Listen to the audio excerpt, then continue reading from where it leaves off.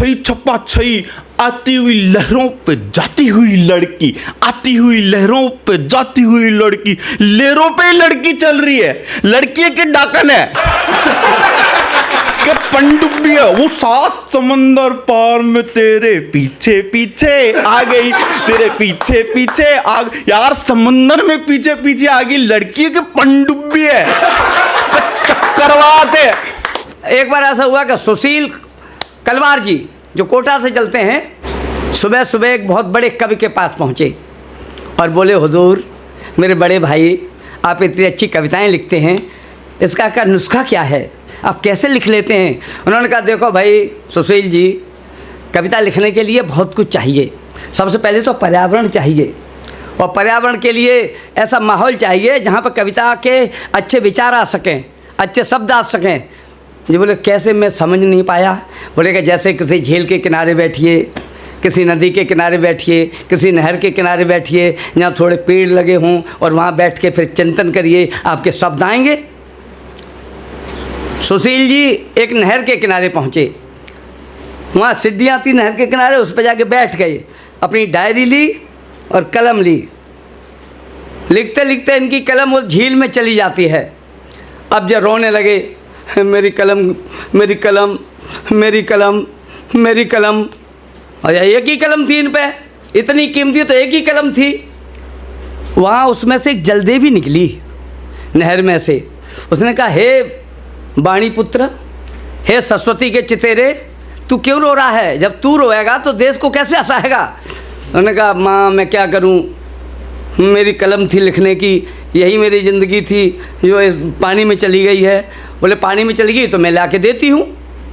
जलदेवी गई और वहाँ से एक बहुत बढ़िया सोने की कलम लेकर आई और इन्हें दिखाया कि लो ये कलम आपका है। अच्छा, कभी तो ईमानदार होता है। बोले, ना नहीं देवी माँ, ये कलम मेरी नहीं है। देवी माँ गई पुनः वापस, एक चांदी की कलम, चमचमाती हुई चांदी की कलम लेकर आई। बोले, लो बेटा ये तुम्हारी कलम है? बोले कि नहीं माँ, ये भी मेरी कलम नहीं है। जलदेवी पुनः गई जल के अंदर और एक कांसे की कलम लेके आई, चिलचिलाती हुई। बोली, बेटा ये कलम है आपकी? बोले कि नहीं, एक कलम भी मेरी नहीं है। फिर वो गई, पुनः गई चौथी बार, और इनकी वो जो प्लास्टिक की कलम थी सस्ती वाली, वो लेकर आई। बोली, बेटा ये तुम्हारी कलम है? बोले, हाँ माँ ये मेरी कलम है। माँ बड़ी जोर से मुस्कराई। बोली, ठीक बेटा, अब तुम ये चारों कलम लो। बोले, चारों कलम क्यों लूँ माँ? कि ये 3 आपकी ईमानदारी का इनाम है, और चौथी तो आपकी है ही। आप इतने ईमानदार सच्चे व्यक्ति हैं, इसलिए 3 आप उपहार में लीजिए। ये तीनों कलम लेके अपने घर आ गए। इन्होंने अपनी पत्नी को बताया कि आज एक जलदेवी मिली थी, उसने हमें एक सोने की कलम दी, एक चांदी की कलम दी, एक कांसे की कलम दी। पति ने कहा, मुँहे तुम्हें 2 पैसे की तमीज़ नहीं है, 2 पैसे की अकल नहीं है, केवल कलम पे ईमान टिका बैठे। अरे वो देवी में तुझे कितनी शक्ति थी, जो मांगते सो मिलता। सोने का घर मांग लेते, सोने का महल मांग लेते, सोने का खेत मांग लेते, सोने की कलम मांग लेते, कुछ भी मांगते। तुम्हें तो जो अच्छा लगता सो मांग लेते, तुम्हें तो अकल ही नहीं है। बोले, तो अच्छा कर, मैं तो नहीं मांग पाया, तू मांगने चल, तू मांग ले चल के। बोले, ठीक है चलो, मेरे को ले चलो। ये अपनी पत्नी को लेकर आए और उन्हीं सीढ़ियों पे आके इन्होंने बिठा दिया और एक धक्का लगा दिया कि इस बीमारी से कम पिंड तो छूटे। और इनकी पत्नी जल के भीतर। अब ये रोने लगे, ओ मेरी पत्नी, ओ मेरी पत्नी, ओ मेरी पत्नी। जलदेवी फिर निकल के आई कि सरस्वती का पुत्र बड़ा दुखी है, रो रहा है। उसने कि क्या चाहते हो बेटा? बोले, मेरी ये अकेली पत्नी थी। बोले, अकेली तो सबकी होती है, 2 किसकी होती हैं? बोले, नहीं किसी किसी की 2 भी होती है, लेकिन मेरी तो अकेली है। तो बोले, क्या करूं बेटा? बोले, मेरी पत्नी को निकाल के दो मेरी माँ। उसमें से वो देवी गई और एक बढ़िया सी फिल्मी दुनिया की हीरोइन हेमा मालिनी को निकाल के लाई और कहा कि लो तुम्हारी पत्नी है। इन्होंने बगल में उन्हें अगर वो हेमा मालिनी का हाथ पकड़ा और चल दिए। देवी ने कहा, क्यों रे दुष्ट, हम तो तुझे ईमानदार समझे थे। कल तूने सोने की कलम नहीं ली, चांदी की कलम नहीं ली, कांसे की कलम नहीं ली, और आज एक दूसरे की लुगाई देख के तेरी नीयत टिक गई। मैं नहीं समझती तू इतना नियत का खराब है। बोले माँ मैं नियत का खराब नहीं हूँ, दरअसल मैं अगर एक बार मना कर देता कि ये मेरी पत्नी नहीं है, फिर तुम अंदर जाती, फिर श्रीदेवी को लेके आती, मैं उसको भी मना कर देता, फिर तुम जाती, फिर तुम पूनम ढिल्लो को लेके आती, और लास्ट में तुम मेरी पत्नी को लेके आती, और बाद में कहती कि जा तेरी ईमानदारी के लिए हम ये चारों तुझे उपहार में दे रहे हैं, तो हम 4-4 पत्नियां कहाँ ले जाते इस महंगाई के दौर में। ऐसे हैं हमारे भाई सुशील कलवार जी। आइए मैं सुशील कलवार जी को दावत देता हूँ माइक पर आएँ और लोगों को जमकर हंसाएं, जमकर खिलखिलाएं, मस्ती लें और मस्ती दें। आएँ सुशील कलवार जी। आप इतनी जल्दी वाह वाह मत करो, आप तो ऐसा लग रहा कि जैसे सगाई के दिन ही लुगाई ले जाने के चक्कर में लग रहे हो। नहीं भाई साहब, इधर के तो फिर भी ठीक ठाक बैठे हैं, पीछे के तो ऐसे बैठे हैं जैसे 12वें के दिन ही पैदा हुए हैं। सब बड़े उदासीन लोग हैं। मैंने एक आदमी से पूछ लिया भाई रो क्यों रहा है, वो बोला यार शक्ल ही ऐसी है। तो आप एकदम आनंद के मूड में आ जाओ। मैं बिल्कुल भी टेंशन वाली बात नहीं करूँगा भाई साहब, मैं आज सही कह रहा हूँ, मैं बिल्कुल टेंशन वाली बात नहीं करूँगा, मैं बिल्कुल टेंशन नहीं दूंगा। अरे यार टेंशन तो बोले जिसके हो टेंशन।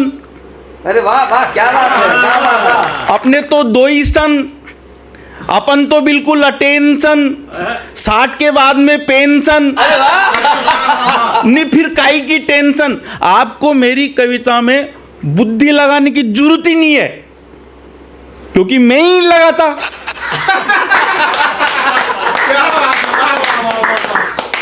नहीं यार हो तो लगाओ।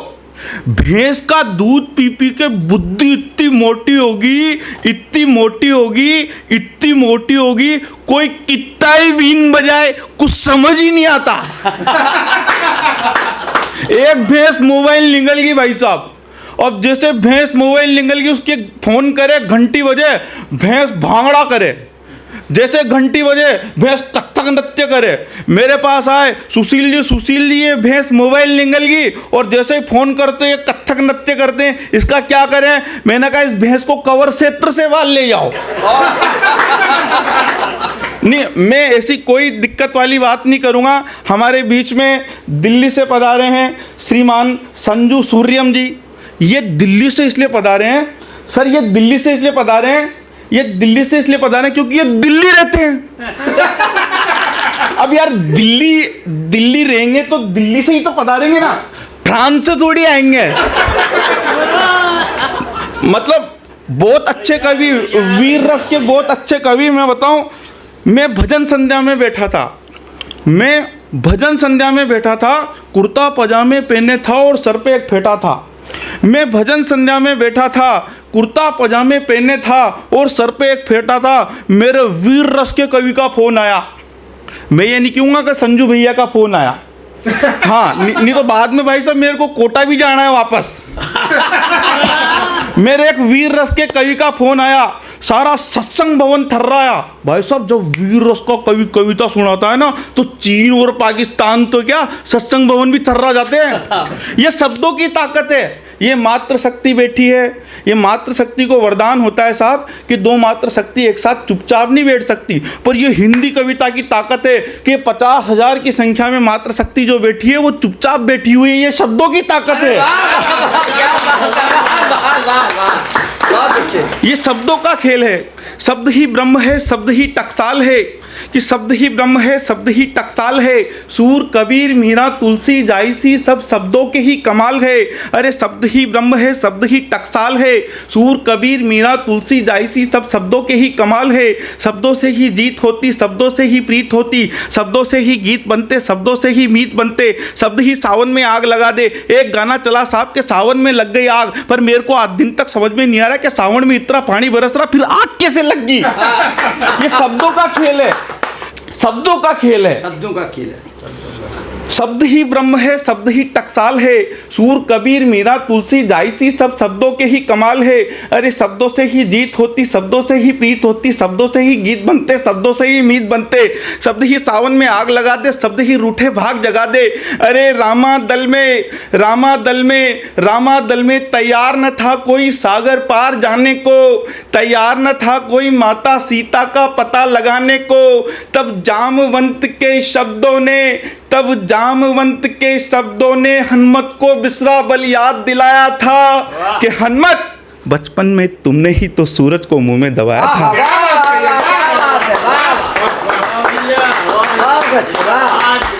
जिंदाबाद जिंदाबाद जिंदाबाद, वाह। तल तलातल अतल वितल सतलोक तपलोक भूलोक में घनघोर अंधेरे ने विश्व रिकॉर्ड तोड़ दिया था। वरुण कुबेर ने कर विनती की थी, तब जाके सूर्य देव को छोड़ दिया था। अरे जामवंत के शब्दों की ताकत से, अरे जामवंत के शब्दों की ताकत से हनुमान ने सागर पार किया, और श्री कृष्ण के शब्दों की ताकत से 5 पांडवों ने 100 कौरवों का संहार किया। तालियां हो जाए, जबरदस्त तालियां। ये शब्दों का खेल है। मैं भजन संध्या में बैठा था, कुर्ता पजामे पहने था और सर पे एक फेटा था। मेरे एक वीर रस के कवि का फोन आया, सारा सत्संग भवन थर्राया। मैंने फोन को माइक पे लगा दिया। वाह वाह, क्या बात है। भजन संध्या को कवि सम्मेलन बना दिया। वाह वाह वाह वाह वाह। वीर रस की कविताओं की जोर जोर से आवाज आने लगी। रात को 3:30 बजे जनता घरों से बाहर आने लगी। गली के सारे कुत्ते भौंकने लगे, बाड़े में बंधे जानवर चौंकने लगे। गश्त लगाने के लिए सोए हुए सिपाही थे, वो जाग गए। चोरी करने आए थे जो चोर भाग गए। और एक कविता सुनकर 6 महीने से लगा भूत भी फरार हो गया, और 2 महीने पहले बच्चे का अवतार हो गया। वो कवि कोई नहीं, आपके सामने कोटा राजस्थान से खड़ा है, सुशील कलवार। एक बार उसके सम्मान में जोरदार तालियां बजाइए। पूरा पंडाल तालियां बजाए, पूरा पंडाल। वाह वाह वाह वाह। लोगों के पास टाइम नहीं है सर। ऐसी स्थिति होगी, एक लड़का हो गया 50 साल का, उसकी शादी नहीं हुई क्योंकि लड़की ढूंढने का टाइम नहीं मिला। लड़का 50 साल का, हाँ, शादी नहीं हुई उसकी, हाँ, क्योंकि टाइम नहीं मिला। अभी उसके मम्मी पापा ने कहा बेटा शादी कर ले, क्योंकि हमारे पास भी टाइम नहीं बचा। 2 साल पहले उसकी शादी थी, मैं नहीं जा पाया क्योंकि मेरे पास टाइम नहीं था। शादी को 2 साल हो गए, हाँ, बच्चे नहीं हुए, टाइम ही नहीं मिला उन्हें। ऐसी स्थिति है।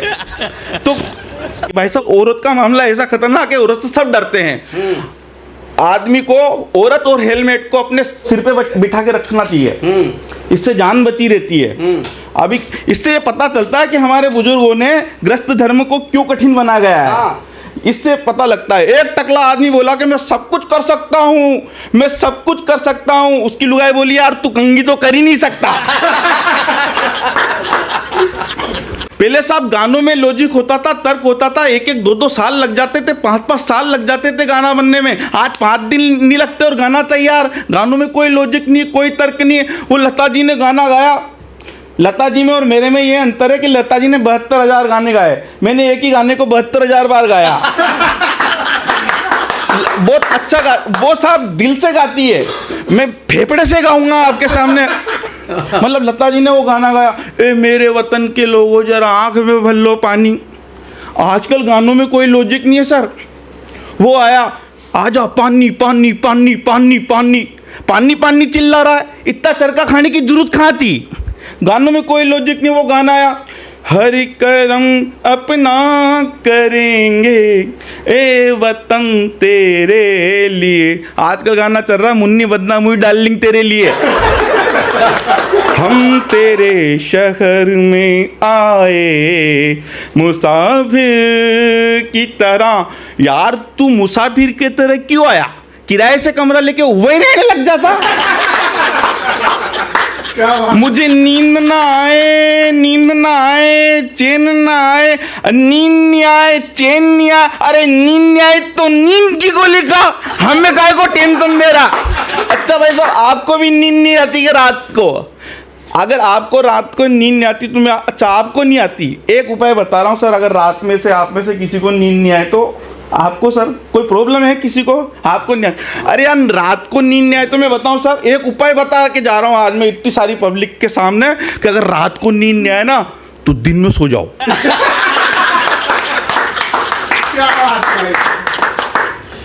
ठंडी ठंडी पवन चले तन मन में और आग लगे।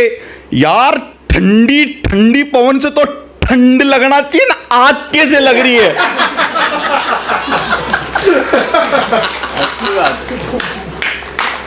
एक बार तालियां, जबरदस्त तालियां, जबरदस्त तालियां भाई सुबिन जी के। वाह वाह वाह, क्या बात है। सावन में लग गई आग, और आग लग गई तो यार फायर ब्रिगेड को बुलाओ ना।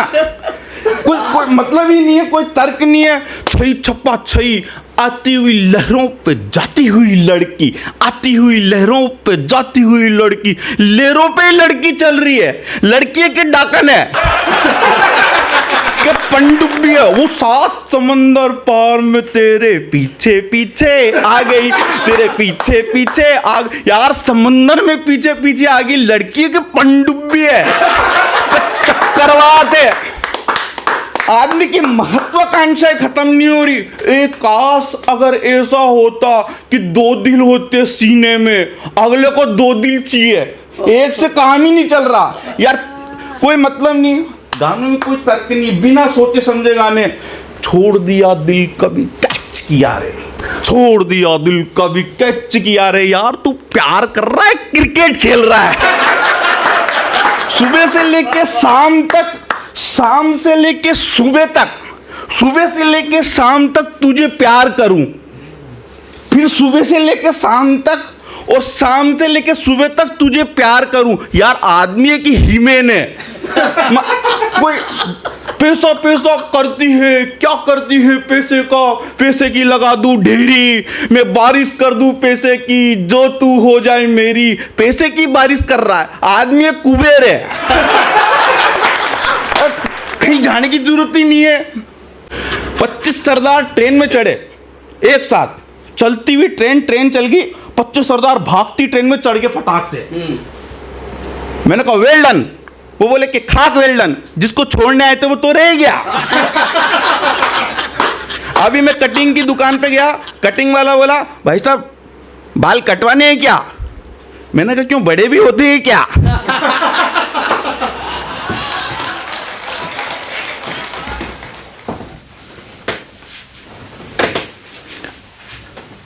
बैठ जाओ, ये तो कोई भी टावर समझ के वाईफाई कनेक्ट कर देगा।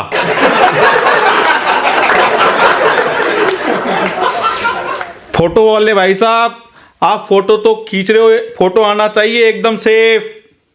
फोटो वाले भाई साहब, फोटो आना चाहिए एकदम सेफ, पर ऐसा मत कर देना का ऊपर तो सुशील कलवार और नीचे कैटरीना कैफ।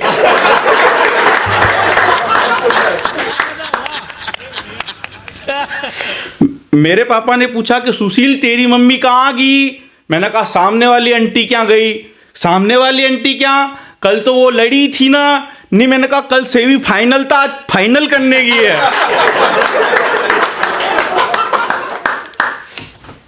मैं बहुत बहुत आभार करता हूँ आदरणीय परम श्रद्धेय श्री विनोद जी राजयोगी का, कि उन्होंने आज अपने इस कॉलेज में एक आलीशान और भव्य और सुरम्य और नैना अभिराम इस प्रोग्राम में मुझे इनवाइट किया।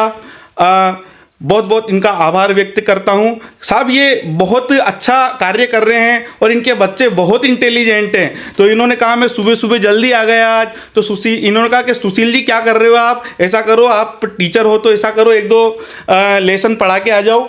तो भाई साहब बहुत शार्प माइंड यहाँ के बच्चे। तो मैं सबसे पहले घुसा साहब, तो उसमें लिख रहा कंप्यूटर कक्ष, अंदर बच्चे बैठे। मैंने कहा साहब यहाँ तो कंप्यूटर कक्ष लिखा है और बच्चे अंदर बैठे हैं, ये बोले कि हमारे बच्चे ही कंप्यूटर है। वाह वाह, मैंने कहा बहुत इंटेलिजेंट बच्चे हैं। मैंने पूछा कि 4 चौक कितने होते हैं, 4 इंटू 4 कितने होते हैं? बच्चा बोला फटाक से 12। इन्होंने पीठ थपथपाई। मैंने कहा सर ये 4 चौक 12 बता रहा, आप इसकी पीठ थपथपा रहे कि नहीं सुशील जी, कल तक तो ये 11 पे ही था। बड़े इंटेलिजेंट बच्चे सब आज के। मैंने जाके पढ़ा है, मैंने कहा बच्चों मैं आपको बताता हूं कि न्यूटन को बहुत आश्चर्य हुआ। न्यूटन को बहुत आश्चर्य हुआ जब सेब ऊपर से नीचे गिरा। आपको पता है गुरुत्वाकर्षण का सिद्धांत न्यूटन ने दिया था। आपको पता है बहुत आश्चर्य हुआ जब सेब को उसने देखा, वो पेड़ के नीचे बैठा था, सेब नीचे गिरा। सर इसमें आश्चर्य क्या बात है? आश्चर्य तब होता जब सेब नीचे से ऊपर जाता। तो मैंने पूछा अच्छा बताओ अशोक महान कौन थे? वो बोले कि सर अपने माता पिता की संतान थे। कि उन्होंने युद्ध किससे लड़ा? कि उन्होंने युद्ध भाले से लड़ा। कि सिंधु घाटी सभ्यता का विस्तार कहां से कहां तक हुआ था? बच्चा बोला सर पेज नंबर 61 से लेकर 67 तक हुआ था। ये आलस्य पर निबंध लिखो। बच्चे ने 3 पेज छोड़ के लिख दिया यही आलस्य है। मैंने कहा कल होमवर्क कर लाना नहीं तो मुर्गा बनाऊंगा। बच्चा बोला सर मुर्गा वुर्गा मत बनाना, मेरे नवरात्रे का व्रत है, मटर पनीर बनाना। भ्रष्टाचार मिटाओ, भ्रष्टाचार मिटाओ, सभी जगह शोर है। भ्रष्टाचार मिटाओ, भ्रष्टाचार मिटाओ, सभी जगह शोर है। सबका हाथ एक दूसरे की जेब में, फिर बताओ कौन चोर है। अभी क्या हुआ साहब, कोरोना में ऑक्सीजन की जरूरत पड़ी। एक महिला को मरने वाली थी, डॉक्टर ने उसकी 20 साल उम्र कम बता दी। अगली उठ के भागने लग गई। ये स्थिति होती है कि वो मूर्ख है जो कहता है कि नारी है अबला। वो मूर्ख है जो कहता है कि नारी है अबला। वो मूर्ख है जो कहता है कि नारी है अबला। नारी ने बजा दिया अच्छो अच्छो का तबला। अरे सतयुग में भगवान विष्णु को अमृत छुड़ाने के लिए नारी का रूप धारण करना पड़ा था। अरे सतयुग में भगवान विष्णु को अमृत छुड़ाने के लिए नारी का रूप धारण करना पड़ा था। कलयुग में बाबा रामदेव को जान बचाने के लिए नारी का रूप धारण करना पड़ा था। बहुत अच्छा। कि नारी हिम्मत की पराकाष्ठा है। कि नारी हिम्मत की पराकाष्ठा है। ये हिम्मत की पराकाष्ठा है कि पन्ना ने अपने आंखों के सामने अपने आंखों के तारों के माधुर्य वतन पर कुर्बान कर दिया। ये हिम्मत की पराकाष्ठा है कि रानी पद्मिनी ने अपने सतीत्व की खातिर अपने तन को जौहर की ज्वाला में आहुत कर दिया। अरे दुख तो होते आराम न होते, भक्तों के बिगड़े काम न होते, माता कौशल्या न होती तो श्री राम न होते। क्या बात है। अरे प्रताप न होते, गर्जेवंता बाई न होती, हनुमान न होते जो अंजना माई न होती, शिवा न होते जो जीजा बाई न होती, माँ पार्वती के बिना गणेश न होता, गौरवान्वित मेरा देश न होता। अरे शक्ति और राष्ट्रभक्ति के पुंज अटल और कलाम न होते, माता कौशल्या न होती तो श्री राम न होते। क्या बात है, क्या बात। मैं कहना चाहता हूं उनसे जो भ्रूण हत्याएं करते हैं कि इन्हीं में लता है, इन्हीं में कृष्णा पूनिया, इन्हीं में कल्पना है, इन्हीं में मिर्जा सानिया। अरे इन्हीं में से कोई किरण बेदी सी किरण बनकर अंधियारे में करेगी भोर। इन्हीं में से कोई पीटी उषा सी उषा बनकर छाएगी चहु ओर। अरे यही बाइबिल है, यही गीता है, यही तुलसी की हुलसी है, यही लवकुश की सीता है। जिस तरह भक्ति के बिना जीव अधूरा है, शक्ति के बिना शिव अधूरा है। शक्ति न होती तो शिव सव होता। अरे सीता न होती तो न कुछ होता न लव होता, न होता भ्रष्टाचार मिटाने वाला वो अन्ना। अरे चंदन न होता गर न होती पन्ना। अरे महंगाई न होती तो मनमोहन इतने बदनाम न होते, माता कौशल्या न होती तो श्री राम न होते। जय हिंद, जय भारत। बहुत अच्छा, बहुत अच्छा, बहुत अच्छा।